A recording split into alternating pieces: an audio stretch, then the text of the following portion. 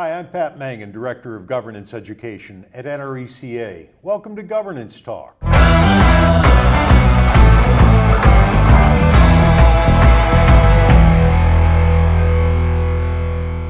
guest today is Susan Olander.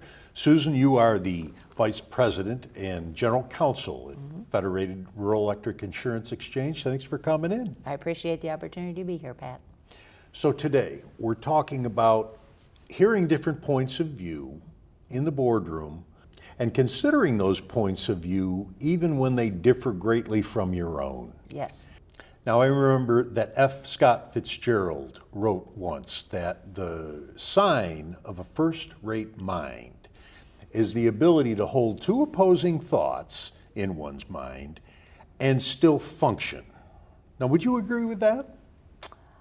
I would agree with you 90% of the time, Pat. Okay. Now let me talk about the exception first. Okay. Because I agree that directors of boards should be able to hold opposing thoughts in their minds and discuss those opposing thoughts. But there is that 10%. I'm a Kansas City Chiefs fan. I'm a Kansas City Chiefs fan. Yes, We you all are. know this. You are a Buffalo Bills fan, Yes. okay? I don't want you in the room when my Chiefs are playing your Bills. I really don't. Understood. I don't want to hear your cheering when Josh Allen breaks and runs the ball for 25 yards. You don't want to hear my screaming when Patrick Mahomes evades a sure sack and throws a touchdown. I don't. No, I don't care for it. No. And that's perfectly acceptable. Right. Yeah. And really, when you're watching your favorite sports team, you should be surrounded by fellow fans who think just like you do. Who see it your way. That's right. I remember my son once. He was 9 years old. Now, we're Kansas basketball fans in my family. Yes. He comes down in this Duke sweatshirt. Ooh. He ended up watching the game in the garage on a 9-inch black and white TV. Okay? As he should have. As he should have. Yeah. But it's different when you're sitting in a boardroom. How so? Well, your directors come from different backgrounds, different job experiences, different life experiences, different viewpoints, all of which add great value when the board is discussing an idea.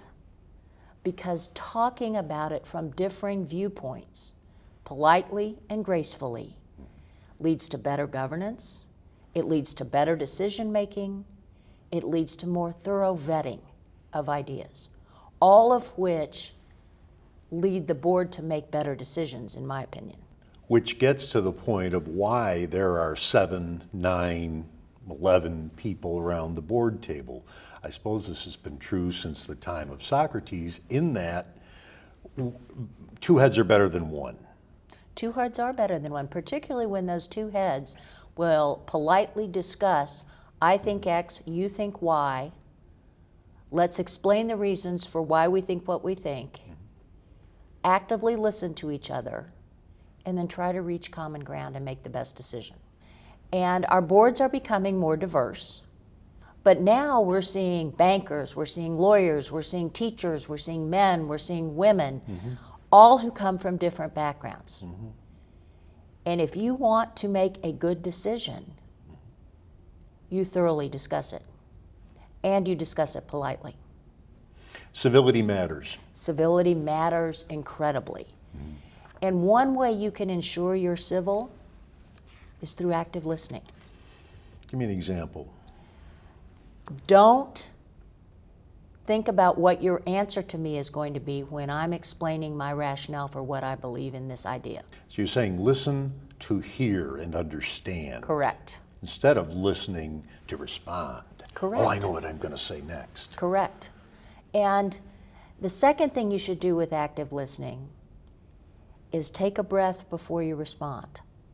Now, if I'm going on a long diatribe, paragraph worth of words, you might make a note or two as to, what I've been talking about, but you're not going to interrupt me. But you can take a breath, and then you can say, but have you considered this? Or I like your idea of X, but how does that impact Y? Very good. Susan Olander, thanks very much for being here today. My pleasure, Pat.